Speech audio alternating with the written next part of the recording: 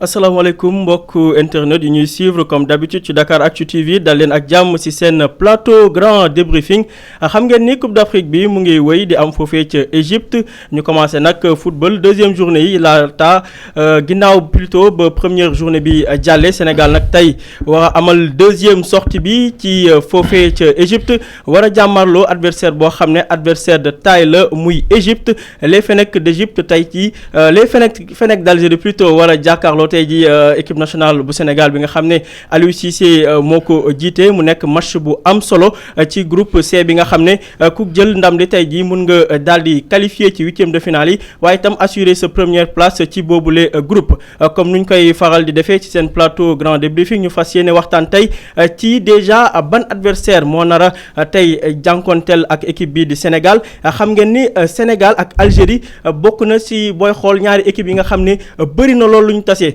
buñ ko doon xayma toll na ci 21 match yoo xam ne ñaari équipe yi football nañ ko dinañ gën a ñëwaat ci statistiques yi xool nombre de victoires yi nga xam ne Algérie am nañ ko nombre de victoires yi nga xam ne Sénégal am nañ ko mu nekk adversaire de taille wax naa leen ko sànq xam ngeen ne Aliou Cissé itam ak kii di Jamel Belmadi ay amis d'enfance lañ nekk ñaari nit yu xamante donc mu nar a nekk ay enjeux yoo xam ne yooyu yëpp dinañ ko gis ci bile match Ismaïla Sarr ak kii di Gana Gueye forfait Sadio Mané war a dellu si waat ci équipe bi point yooyu yëpp dinañ ko waxtaanee ci grand débriefing bi nga xam ne ñu ngi koy amal laataa ñuy jëm ci Sénégal Algérie ñu fas yéene ko def nag comme d'habitude ak suñu équipe de choc bi nga xam ne tey am nañu gan ci équipe bi Mamadou Diouf tey di journaliste fii ci Dakaractu moom sax ci desk politique lañ ko gën a xamee mais nag muy amateur football plutôt Diouf ñu lay dalal jàmm ci plateau grand débriefing bi. Moussa maa ngi lay nuyu vraiment merci beaucoup ci dalal bi nga dalal fii ci plateau bi kontaan trop ci lu ma leen fekk si fii tey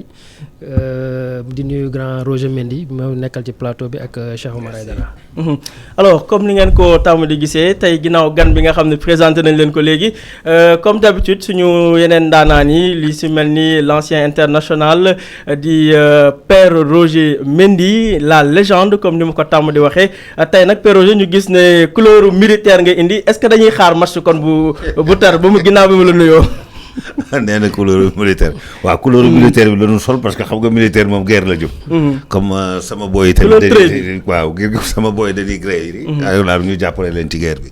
donc man tamit maa ngi lay fay di nuyu sama xarit yeeg yooyu yëpp Mamadou ak Cheikh Omar ci biir plateau bi ak yow mi yaa ngi dégg di yaakaar rek yaa ngi may dégg que comme d'habitude que dina neex tey. alors comme d'habitude ñu si ànd ak tamit Cheikh Oumar Aïdara Cheikh Oumar ma lay nuyu di la dalal plateau bi nga xam ne miis nga ko léegi. waaw bon maa ngi nuyu d'abord Père Roger comme ni ma koy defee rek. ak beaucoup de respect. merci par rapport ak waa lépp lu mu defal Sénégal je pense que lii xale yi nekk tey moom moo jiitu. donc ñu koy nuyu di ko dalal ak beaucoup de respect di nuyu aussi sama naataango Diouf. bi nga xam ne bon nee nga sànq ci desk politique la gën a nekk. mais il est bien parce que partagé nañ ay plateau yu bëri. footballeur dimanche et puis grand joueur la tamit waaw di la nuyu yow tamit. donc di ñaan yàlla quand même gaynde tey yàlla may leen ndam même si que ni xam nañ ne adversaire de taille la ñu am. alors comme ni ma ko junjee plus ou moins ci sommaire bi boo xool ci histoire football Sénégal ak Algérie nekk ñaari nation yoo xam ne bëri na lu ñu tasee moo xam ci match amicaux yi lay doon moo xam ci wàllum qualification Coupe d'Afrique wala sax ci Coupe d'Afrique bi nga xam ne Sénégal musu si doon benn yoon Algérie te booy xool ci archive yi dernière victoire bi nga xam ne Sénégal am na ko ci Algérie 2008 la woon donc bu ñu doon xool en termes de chiffres 21 matchs yi nga xam ne Lions yi football nañ ko ak Algérie am na ci 11 victoires bu ko defee Sénégal ñoom daal di si am 4 victoires pour 6 matchs nuls loolu mooy bilan bi nga xam ne globalement boo ko jëlee la donc depuis 1977 ba léegi muy ñaari équipe yoo xam ne Père Roger yàgg nañoo tase. te chaque fois ay match choc lay doon. effectivement saa yu nu taseeg Algérie match choc loolee man est-ce que defe naa sax mos naa ko gagné wóoruma ko de ban da ci zéro yeeg match nul yi ci laa bokk. parce que man gagné ko defe naa bokk ko ci waaye ñun. yenn saa yi dañ koy dem jàpp ko ba nga xam ne tey la ñuy ne rek tey la Sénégal di egg ci kaw ñu jékki-jékki rek daal ñooy nax waaw te defe naa football bi nag dafa changé parce que bu njëkk les pays maghrébins dañu jiitu woon. parce que ñoom dañu amoon contact ak européens yi.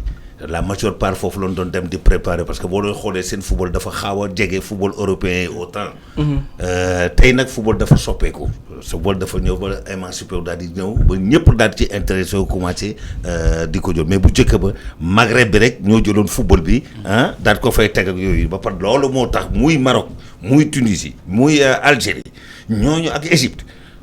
kuñ ci tasel danañu sonn trop dañuy sonn trop. waaw dañuy sonn mais léegi nag. ay match yu métti la yàgg doon ay match yu métti mais léegi defe naa nax yooyu ñu doon nax defe naa que c'était sur le plan tactique. te tey jii fi mu ne nii football bi dafa évoluer entraîneurs yi évoluer joueurs yi évoluer moo tax tey dina métti trop ci ñoom. alors comme ni ma ko doon waxee bu ñu xoolee ba léegi ci statistiques yi parce que tam ku ne football faw rek nga wax chiffre ci 10 matchs amicaux yi nga xam ne Sénégal ak Algérie football nañ ko boo xoolee Sénégal ñaari ndam rek la ci am Algérie am si 6 victoires pour 3 matchs nuls donc bii match bi ñu war a jëm nar a nekk seen 12e fois bi nga xam ne ñaari équipes yi dinañ ko tasee Cheikh Omar ci CAN bi parce que ñetti yoon suma juumu lañ tase en 1990 Algérie dóor Sénégal 2-1 en 2015 peut-être moo si mujj ñu dóor leen 2-0 ak bi gën a récent mooy 2017 bi nga xam ne naam sax Sénégal 3 équipe B bi la tegoon mais match nul lañ defoon 2-2 est-ce que bu ñu commencé foofu camper le décor xool statistiques yi xool chiffres yi mun nañ ne Algérie bête noire u Sénégal la naam sax loolu dinañ ci gën a xuus. waaw bon bête noire moom xam naa ni comme ni ma koy faral di wax rek dafa nekk loo xam ne c'est une doctrine quoi loolu c'est dans des propos c'est dans la théorie mais lii xew ci terrain moom c'est dans les 90 minutes donc foofu nga mën a évaluer équipe bu ci nekk mais dafa am benn phénomène historique boo xam ni. donc soo ko jëlee en compte on peut se dire que Algérie tey face au Sénégal amuñu ils n'ont rien à avoir peur je veux dire amul dara lu ñuy ragale parce que même si chiffre yi dafa wane ne quand même tendance bi côté algérien la gën a basculer moo tax ma ne ñoom duñu ragal moom duñu ko def parce que voilà amuñ leen loo xam ne tey def nañ ko moo leen mën a jox maa ngi lay doog a dégg en terme de palmarès en terme d'histoire en terme de sacralité ci mayu Algérie tey su taxawee ak seen mayu ñu taxaw ak suñu bos ñoom peut-être ñoo naan sénégalais ñu ñuy ragalee lii mais ñun duñu am lu bëri lu ñu leen ragalee mais dafa am tendance boobu noonu bi nga xamante ne tey football dafa dox comme ni ko Roger waxee algérien certes c'est le Maghreb parce que Afrique da nga koy découper en plusieurs compartiments da ngay am Afrique subsaharienne am le Maghreb c'est un jeu très tactique comme ni mu ko waxee bi nga xamante ci discipline tactique lañ ko basé mais ñun nag Afrique subsaharienne dañu commencé di nand football boobu léegi fi mu nekk nii tendance mu ngi renversé wu ci biir renversement tendance boobu benn élément rek moo des mooy élément bi nga xamante ne complexe d'infériorité bu ñu doon am ak par exemple maanaam li ñu leen xaw a ragalee voilà maanaam ci parce que soo ne Algérie ne Égypte ne Maroc Tunisie on a peur waaw dañ la naan def ñu dóor parce que ñoom seen football dafa gaaw ay tubaab lañu patati patata mais loolu il faut que ñu vaincre ko keroog maa ngi doon joxe exemple Brésil tu prends l'exemple du Brésil c'est en 2006 bu leen di France di dóor parce que Brésil ñoo doon dominer le football mondial mais depuis bu leen France dóoree en 2006 ba tey soo seetloo ay équipe ku ci ne da ngay ñëw ne Brésil yi nga xam ni c'est une équipe invincible maintenant c'est une équipe qu'on peut battre te Algérie jot na tey avec tous les éléments qu'on a ñu war ko mën a affronter war ko mën a dóor te xam naa ne tey mën nañ am yaakaar mën nañ ko dóor alors Diouf comme ni ma ko laajee Père Roger ak Cheikh Oumar Sénégal ak Algérie yàgg laale mais penchant bi en tout cas booy xool algériens yi ba léegi ñoo am le dessus est-ce que loolu ba léegi dafa nar a nekk benn donnée boo xam ne dañ koy jël en compte ci match bii ñu jëm. non pour Coupe d'Afrique bii nii ñu nekk nii je pense que loolu donnée boobu kenn mënu ko jël en compte parce que Coupe d'Afrique bii dafa nekk Coupe d'Afrique boo xam ne xam naa ne dina am ay surprises yu bëri déjà commencé na on a des équipes yoo xam ne nii kenn xaarul la woon fii ñu ñëw génne fi ay matchs yu extraordinaires. on a vu le Ouganda, on a vu le Bénin, on a vu d'autres équipes. yoo xam ne vraiment ils ont sorti des matchs extraordinaires ça veut dire que kon cette CAN bi vraiment elle est partie pour indi ñu ay résultats yoo xam ne les gens ne l'attendaient pas. bien que bii nii lii di match Sénégal Algérie bi je pense que nit ñi ils ont donné le Sénégal comme favori parce que aussi man je suis un supporter invétéré de l'équipe nationale du Sénégal. je me dis que ne match bi ñu contre la Tanzanie la dernière fois. Tactiquement vraiment mentalement peut-être que c'est vrai qu'il y a toujours des choses yoo xam ne yooyu du des mais je pense que c'est l'un des meilleurs matchs du Sénégal depuis belle lurette temps. En tout cas est-ce que faiblesse adversaire bi du nax parfois sénégalais yi. bon mën nañu wax faiblesse adversaire parce que bon c'est vrai que Nigeria tas na Burundi ils ont eu beaucoup de mal à se défaire du Burundi.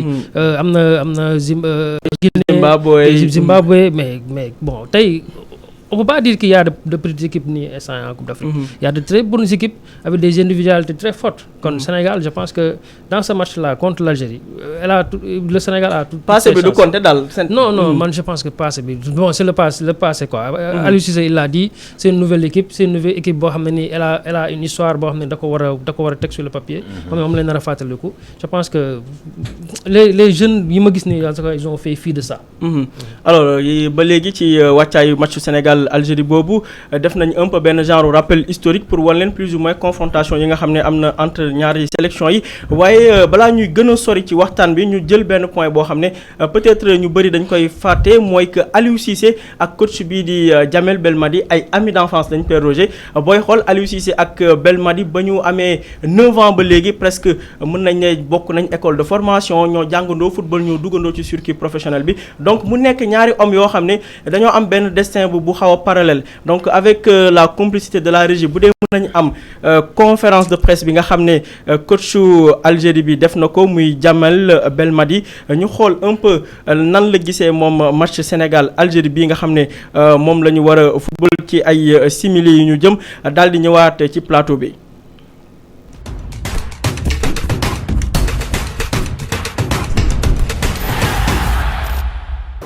Mais ça reste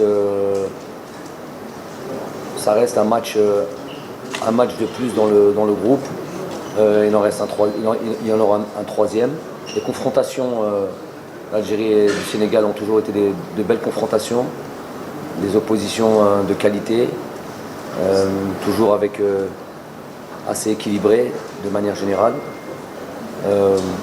Nous on prépare ce match-là avec évidemment beaucoup de concentration. J'imagine à l'image aussi de la même manière le Sénégal aura sur une préparation particulière sur notre match aussi. Mais voilà, un match important mais pas décisif. Après il y a les différents classements qui auront sûrement un impact sur le reste de la compétition. Mais même si on essaie toujours d'avoir un coup d'avance et une projection sur la suite de la compétition, il y a aussi l'impératif du moment, à savoir les matchs qui viennent les uns après les autres. Donc pour ne pas se perdre un petit peu dans les calculs. Voilà yéen a ngi ko doon gis léegi à l'image ci conférence de presse bi nga xam ne kii di Djamel Belmadi def na ko démb jàkkaarloo presse bi ñu gis ni ci boobule conférence de presse am na ñaari jàngat yu ñu ci def wax naa ko léegi moom Aliou Cissé yàgg nañoo fréquentante xamante nañu daanaka sax ñoo duggandoo ci football bi mu dem ba benn instant ci conférence de presse bi sax wax ne suba Aliou Cissé bii 11 la nar a teg ñu dégg ko itam mu ne match bi nga xam ne tey Sénégal ak Algérie war nañ ko football du doon match boo xam ne bu am importance la est-ce que communication la de sa part wala lu mu gëm la. non communication de sa part la te am na benn part am na benn dëgg bu fa nekk. c'est-à-dire que ñoom ñaar ñëpp football nañu am ku ci nekk benn victoire. tey mu doon match nul wala mu perte il faut nga négocier ce troisième match boo ko dóoree dem sa yoon. donc c'est pas décisif effectivement mais c'est très important. Quand même de gagner ce match parce que tey boo ko gagné toi tu es à l'abri mën nga négocier ça ce troisième match dugal d'autres comme ni ko Sénégal dafa bi Coupe d'Afrique bi ñuy tase ak Tunisie ne ba pare daal di dugal benn équipe B bi boobu moo dem football ak Tunisie donc voilà lii c'est-à-dire que ni mu ko waxee gis nga tey képp kuy wax da ngay développer tout le temps féetale ko boor parce que wax noonu lay demee même ci sunu stage entraîneur yu ñu lay jàngal ak yooyu yëpp stage yi ngay def yëpp c'est-à-dire que di nga wax di protéger di nga wax tamit di respecter kële ngeen yàgg ak ñàkk a yàgg mais dëgg bi yëpp ci biir terrain bi la dëgg bi yëpp ci coaching bi la c'est-à-dire que ñoom ñaar ñoo di wax wala man am na benn li ma doon tàmm wax nee naa man football la rek ku ma munti tasal dina football man nee naa benn bis bu ma andiloon sama papa ñu tegal ma ko comme avant-ça naa ko dóor daal ba match bi jeex bu paree ma ne ko père parce que match bi jeex na en ce moment il devient mon père mais sur le terrain c'est mon adversaire ok bu nu jaawalee affaire yooyu donc Algériens ils vont jouer ce match très sérieusement mais ñoom fi mu ne nii seen objectif c'est de gagner le Sénégal. Tu sais quand tu gagnes le Sénégal déjà sur le plan psychologique tu as quelque chose de plus. Eh bien match bi il faut ñu gagner ko. alors ñoom it il faut ñu jéem ko gagner. voilà loolu rek la. alors Diouf nan nga gisee un peu coach Belmadi communication bi mu def xaw a mel ni ku soofantal match bi nga xam ne Sénégal war na ko amal ak Algérie. Bon, je pense que coach il a voulu faire descendre la pression parce que Algérie aussi ñoo nekk ci pression quoi qu'on dise parce que la dernière Coupe d'Afrique en 2017. Algérie dafa toog premier tour. Troisième match ginnaaw ba ñu defee match nul bi ak Sénégal. match nul Zimbabwe 2-2 après Maroc Tunisie dóor leen ñëw match nul Sénégal 2-2. tu l'as rappelé tout à l'heure c'était avec l'équipe B match nul boo xam ne après daf leen métti na leen trop. équipe bi toog alors que équipe bu jóge woon ci mondial kon y avait une certaine pression boo xam ne le coach dafa bëggoon wàccee loolu. bëgg aussi est-ce que kon du ñu footballé ak revanche comme li nga wax léegi peut-être élimination boobu. am na loo xam ne denc nañ ko. non c'est sûr que dañuy ñëw revanche. comme Père Roger l'a dit. même si duñ ko fësal. waaw duñ ko fësal mais tey dóor Sénégal benn favori boo xam ne nii moom ci Coupe d'Afrique bi Sénégal taxaw ak tànk favori nga dóor ko. pour la suite c'est un ascendant psychologique bi ngay am. alors Cheikh Omar nan nga jàngatee discours Jamal Belmadi bi. waaw bon discours moom xam nga discours coach souvent. mën na doon un discours boo xam ne dañ ko c'est un discours caché. maanaam boo xam ni dafa denc. maanaam waxul li ci biir quoi c'est-à-dire bon mën na ko joxe nii mu am une part de vérité am leneen loo xam daf ko nëbb. soo xoolee je prends l'exemple de José Pekerman au mondial moom il avait fait un discours assez positif. à l'égard de Colombie voilà Colombie daal di ñu jox benn faveur ne ñu. yéen sax dem na ba ne Sénégal moo ñu mën. alors que ñëpp xam nañ loolu quand même c'est difficile à comprendre mais c'est une forme de communication. Hugo Bross l'avait fait aussi. teg ñu pression bi en fait. teg pression Hugo Bross l'avait fait contre Aliou Cissé tamit ne ko carrément Sénégal tey da ngay ñëw dóor ma man Cameroun. mais dans la réalité des faits c'était pas la même chose mais li Roger wax dafa am solo c'est-à-dire quoi qu'on dise il faut que ñu comprendre que ni. ci barométrage calendrier bi ci boobu équipe bi soo xoolee nu ñu dugalantee le fait d'arriver en tête de sa poule mën na am un impact positif. ci croisement bi. parce que soo xoolee les 6 premières équipes qui vont sortir 4 yi ci ñu 6 yooyu 4 yi njëkk. ñoom dañuy daal di am 4 équipes yi nga xam ne ñoom la ñu repêché. voilà donc soo xoolee les 4 équipes les plus faibles. ñoom foofu la ñuy tombé. donc moo tax tey jël sa poule dafa am solo. parce que da lay permettre nga am équipe bu gën a faible. ci yeneen poules yi moo tax croisement parce que soo xoolee les 6 premières équipes qui viennent en tête ñoom 4 yi ci ñoom dañuy daal di croiser yeneen 4 yi nga xam ne ñoo gën a faible 4 mooy ñi ñuy repêché. donc loolu dafa daal di doon loo xam ne dafa am solo ba tax na match bi c'est un match quand même qui est quelque part décisif. d'autre part ça peut ne pas mais nga jàngatee nan le fait que mu dem bay joxe classement équipe nationale Sénégal. ñenn ñi sax xaw nañu ko jël un peu avec dérision xaw a jàpp ne day tooñ Aliou Cissé mais est-ce que tamit quelque part. bëggul joxe un message genre li coach bi bëgg def xam naa ko ba pare. non waaw xam nga tamit quoi qu'on dise xam nga cette compétition. day permettre su mu jaay boppam. c'est pour faire valoir ses qualités d'observateur. dafa bëgg ne au monde entier que c'est une équipe que je maîtrise bien. parce que soo demee ba joxe 11 ou. lim joueur yëpp te ni mu ko limee sax man ça m'a étonné parce que tout yëpp la maîtriser. tout yëpp la ko maîtriser ça veut dire que moom il est proche de l'équipe nationale. te xam na peut-être stratégie Aliou mais loolu tam mën na doon que ni c'est un jeu. maanaam bëgg a xamal ne Aliou jekku naa la fekk jekku ko. parce que soo demee ba limal ko joueurs yi ak ku nekk poste par poste mu lim ko. donc je pense que ni mu ngi ko naan jekku naa la quelque part donc si Aliou est un peu faible par rapport à ça mën na tiit sax ne kii fu mu xamee information yi. parce que loolu dafa nekk loo xam dafa sensible surtout compétition fu su tollee bi mais quoi qu'on dise Diouf lu mu énuméré dafa am solo quoi instant yi mat nañ sëkk. ba nga xam ni quelle que soit la formule de communication ñu war ko mën a maîtriser équilibrer ko. alors ba léegi ci série de conférences de presse yi nga xam ne coach yi amaloon nañ ko démb foofee ca Caire ñu xool Aliou Cissé moom itam démb ba mu jàkkaarloo presse bi nan la gisee affrontation plutôt match bi nga xam ne Sénégal war na ko amal ak Algérie mu nekk match bu décisif quoi qu'on puisse dire parce que déjà ku ci gagné mën nga ci génn dem ci 8e de finale yi waaye itam comme ni ko Cheikh Oumar waxee léegi yaakaar naa ni génn tête ci poule C boobu tamit day am solo ci suite compétition bi donc avec la régie bu dee Aliou Cissé conférence de presse am moom tam pare na ñu déglu plus ou moins ban gis-gis la am plutôt pour match Sénégal Algérie bi.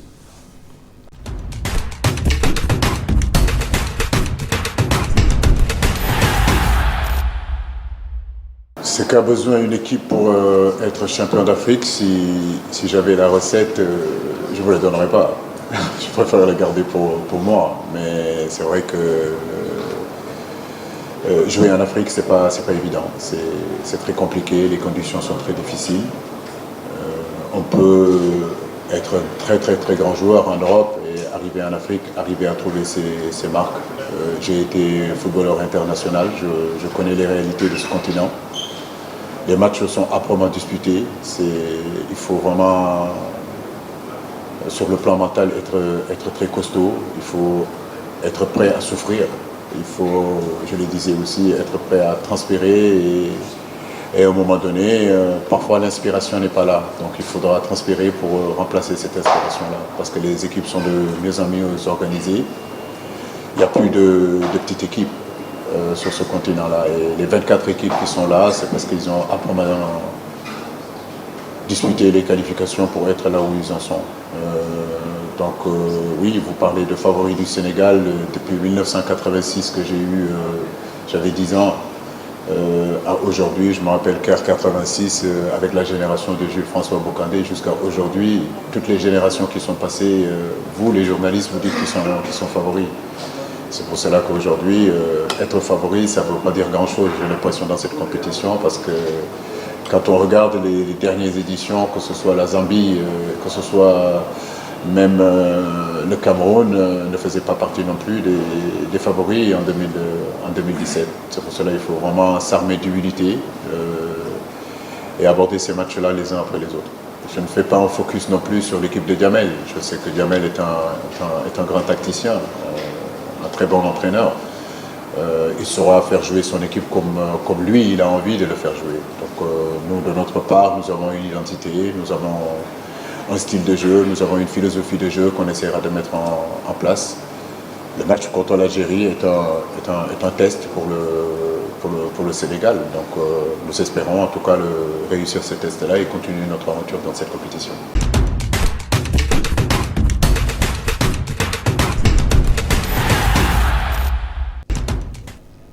voilà dégg ngeen ko léegi Aliou Cissé moom tam doon jàkkaarloo journaliste yi ñëwaat na ci de façon générale CAN bi nga xam ne moom dafa jàpp ni du doon Coupe d'Afrique boo xam ne lu yomb lay doon parce que 24 équipes yi ñëw yëpp ku ne am na loo indi nar ko wane ci terrain bi waaye bu weesoo loolu moom tam nee na match bi nga xam ne tey Lions yi war nañ ko football contre Algérie moo nar a doon match test bi maanaam match bi nga xam ne dëgg-dëgg si la ñuy mënee natt Sénégal lan lay indi wax na itam ne coach Belmadi set dina ñëw indi ak stratégie lan la nar a indi justement Cheikh Omar foofu laa bëgg ñëw ak yow ñu gis ni quand même Algérie dafa nekk équipe boo xam ne dafa bëgg possession de balle avec des joueurs très techniques très rapides une bonne occupation de l'espace yow déjà nan nga jàngatee adversaire u Sénégal Algérie bi nga xam ne premier match am moom tamit daf ko dóor 2-0 daal di ñëw taxaw fas yéene itam jàmmarloog Lions yi.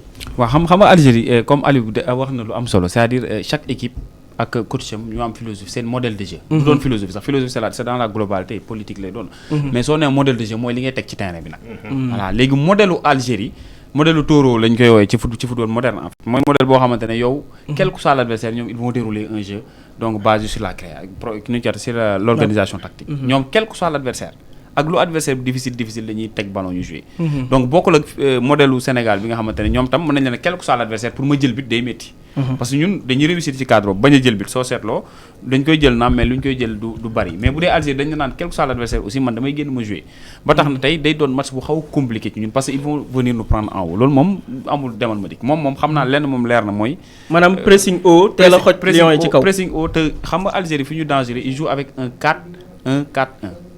xam nga 4-1-4-1 soo xoolee mooy tu as 4 défenseurs un seul milieu récupérateur 4 milieux de terrain offensifs. excentre ñaari excentre ak ñaari yu taxaw ak benn attaquant ñu sànni ko ci kaw.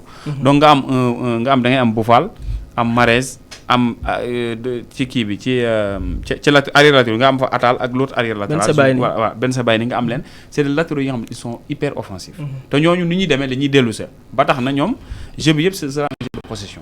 foofu moom il faut s'attendre à ça c'est-à-dire du équipe maanaam tey nañ xaar ci Algérie mu nangu bal bi carrément. non ñoom xam nga loolu mooy seen modèle. ñoom duñ ko nangu.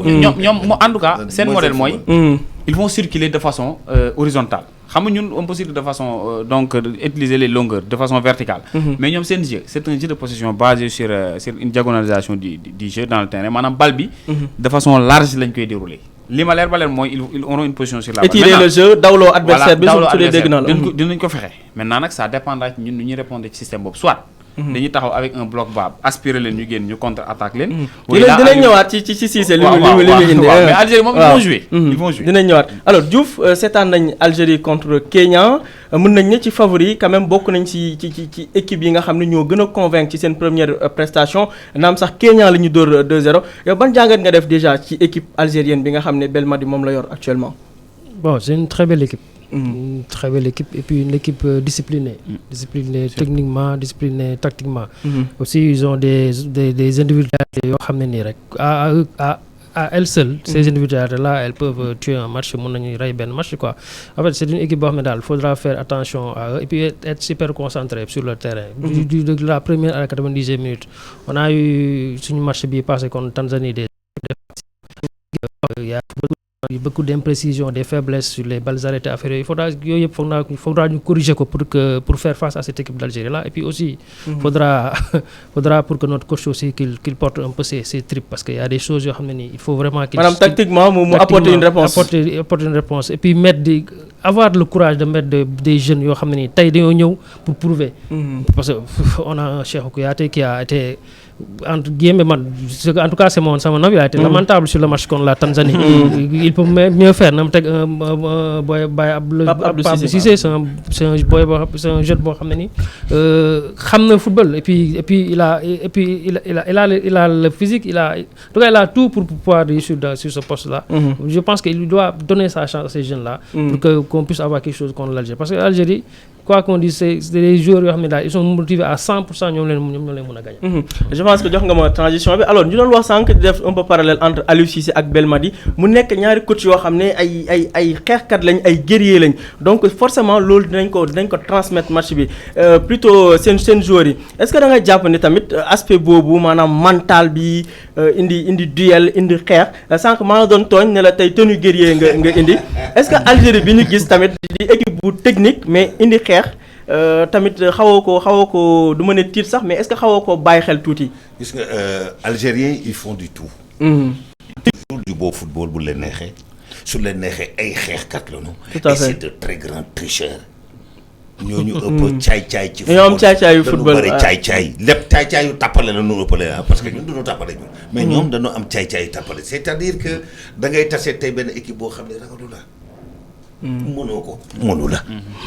parce que fi mu ne nii ñoom xam na ne équipe Sénégal bi dafa am doole ñaari entraîneurs yëpp boo lay xoolee kii ngi wax ci côté bi kii ngi wax ci beneen côté bi xamante noonu respecté na foofu boo xoolee wax ji rek mooy respect am na foofu mais bu match bi jeex na bu match bi commencé commencé na léegi ku ci nekk loolu la àll li la may ndam ngay indi moom ngay xool dina xam ne muy coacher moom it dina xam ne muy coacher ay naxante la rek coaching naxante kese la coaching naxante kese la mais équipe bi tey bu fekkee dañu war a uti ndam yi mën nañ ko am sur des contres mais attention Cheikhou li mu wax léegi c'est très important mais am na beneen c'est-à-dire que algériens yi tamit mën nañoo bàyyi la ak ballon bi ba pare di la xaar parce que ñoom suñu utee lu ñuy ut mais est-ce que boobaa duñu football contre nature parce que comme ni ko Cheikh Oumar waxee dafa nekk équipe boo xam ne football contre nature am na possession la ñuy dérouler non c'est-à-dire que yow boo ñëwee lal ñu jëli la teggi la nga lalaat ñu teggi la nga seet waa ji bàyyi ko moom mu nga xool foo koy mën a contrer kii yëpp ci football dafa am. y a des moom loolu yenn saa yi da ngay jékki-jékki daal ne mais y a des temps forts y a des temps faibles pour l'équipe adverse et l'équipe beneen c'est-à-dire que seetante dafay am nattante dafay am. mais après nag dina am kuy jël décision nag teg ko ci yoon nag da pousse di ko uti keneen ki bu reculer rek le gagner terrain. c'est ça. alors sànq balaa may dem ci Cheikh Omar maa ngi doon wax ci waxu bête noire naam sax parfois dañuy utiliser le terme bête noire mais quand même diggante Sénégal ak Algérie mën nañ ne quand même ku ñu tëla adversaire bu ñu tëla yow nan nga gisee ne tey bu weesoo peut-être schéma tactique yeeg classement yeeg lépp nan la équipe bi war a aborder match bi tey contre Algérie. boo ñëwee xeex te football loo ñu dumañu lu leer laa wax match bi tey xel moo ko football ak football ci yoon da ngay téebal bi nga football am na benn moment boo xam ni loo sànni ci kaw adversaire bi nga ko jox tey dañuy football gis nga tey dëgg rek moo fi ne football moo lay tax nga gañe erreur nag dina am mais erreur yaa koy provoquer sur ce jeu pour nga mën a am yenn failles. football maanaam dawal bal bi bu dee dégg naa la. dëgg man non football rek il faut ñu football de. football moom il faut ñu def ko. bu ñu mënul la football nag après dañuy toog di déglu parce que ñun ku ñu contrer di nga am problème. parce que nous avons des joueurs décisifs ci karaw buñ la contrer moom di nga am problème mais c'est que waa ji bu bëggul contre. ñun ñu war ko football dafay metti mais tey il faut ñu football bien que c'est pas décisif mais il faut ñu football. tey football rek moo pour exister ci match bi non football rek moo ñu génne. alors Cheikh Omar Sànq yaa ngi ko doon commencé junj maanaam aspect purement tactique bi Aliou Cissé lan la nar a teg schéma tactique bi nga xam ne moom la nar a déployer ak 11 bi nga xam ne moom la nar a déployer ñu ngi ko doon wax sànq Idrissa Gana Gueye dafa forfait de même que Ismaïla Sarr blessure Salif Sané bi Cheikhou Kouyaté certainement moo ko nar a remplacer yooyu yëpp retour Sadio Mané itam ñu koy fàtte nar a nekk aussi loo xam ne war nañ ko bàyyi xel tey lan la Aliou Cissé war a teg sur la table de sorte que bu Sénégal duggee ci terrain bi Algériens yi fekk fa benn opposition. waaw xam nga Roger dafa wax lu am solo mooy fokk ñu football. parce que keroog da nga am Tanzanie. te soo seetloo suñu dernier match contre Algérie boo fekk na ñun équipe bee lañ dugal amul enjeu trop mooy 2017. ci CAN bi mais match tey bi dafa doon match boo xamante ne il faut que maanaam nga football. soit da ngay football mais est-ce que am nga football boobu. waaw mais football xam avec tout le respect que je dois au jeu parce que loolu lañ leen di décrier chaque fois. waaw football moom que bal bi du daw dañuy jouer un jeu trop long et cetera. est-ce que loolu mu ngi fi waaw xam nga même s'il faut jouer un jeu long il faut mu ànd ak précision. le jeu long peut-être rentable mais mu ànd ak précision. football soo ko déggee mooy maanaam lépp loo mën a teg parce que ku nekk ak sa modèle mais modèle boo teg na doon un modèle très efficace. parce que si jeu long bi am na benn danger bu ci nekk maanaam mën nga balancer ballon bàyyi espace si ginnaaw Diouf wax na ko sànq.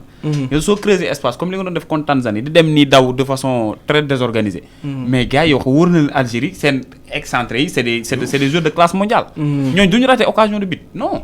Tu as vu le but de Mahrez l'autre jour. Plat du pied ouvert mais il crucifie le gardien de but. ñooñu maanaam li ñuy tâtonner ñoom duñ ko def parce que c'est des joueurs qui sont précis. devant les équipes qui sont exploiter ko. voilà loolu mooy ñu exploiter donc il ne faut pas laisser des espaces derrière. maintenant dans ci tactique Aliou man ce qui est clair mooy xam naa ni son 11 de départ mënul génn donc le 11 classique avec Cheikh Kouyaté qui revient dans l'axe mu ànd ak Koulibaly. arrière yi mu am day am Wagué am l'autre là Sabaly. tey c'est sûr que ni Alfred Ndiaye lay indi. dans la récupération c'est sûr. d'après li ñu gisagum Alfred ak Pape Alioune lañu gis ak Crépin devant moo tax mu indi Alfred parce que équipe day am équilibre. maanaam épine dorsale. koo xam ne mooy équipe ci kawam lay reposé wu Gana Gueye moo ko doon def amoo ko. donc tu es obligé d'amener Alfred na ko taxawal mais Alfred nag il faut que mu taxaw tey soxla wu ñu milieu récupérateur buy génn. foog nga taxaw de gérer récupération. football sentinelle. voilà football sentinelle léegi nga bàyyi Pan Pape Alioune Ndiaye ak Crépin Diatta ñu def transition de jeu bi. de l'autre côté fenn à côté gauche nga am Sadio Mané fee nga am Diao Baldé Keita c'est évident. ci kaw nga am Mbaye Niang pourquoi Mbaye Niang c'est parce que tout simplement Mbaye Niang c'est un joueur boo xam ne il participe dans le collectif moom day bokk ci jeu bi. ñu bëri ñu ngi koy décrire nag mais Mbaye Niang c'est un attaquant même si il a raté son match contre Tanzanie mais je pense que ba léegi Sénégal dafa soxla profil Mbaye Niang rawatina ci match bi à la place de Mbaye Diagne comme ni ñu koy wax rek il est statique fu muy taxaw la taxaw xaar occasion mais Mbaye Niang day accompagner bloc d'équipe tey Aliou Cissé su utiliser tuuti intelligence rek mën na gagner match xam lu tax mooy le jeu peut se concentrer sur Sadio Mané léegi Sadio tey il peut réussir ce qu'on appelle le jeu sans ballon maanaam waaw appel de balle fausse appel de balle yoo xam ni day alerter rek avec un Crépin Diatta très technique un contrôle orienté Sadio su alerté tey ba devant adverse yëpp ballotté ñu décaler vers la droite donc foofu noonu mën nga créer des espaces facilement avec Sadio Mané parce que Égypte sooy xool noonu la ñuy def si Salah la ñuy imposer jeu bi mais dañuy décaler vers Trezeguet pour mu exécuter donc loolu les grandes équipes c'est comme ça qu'ils jouent ce joueur vedette yow da ngay faire balloter le jeu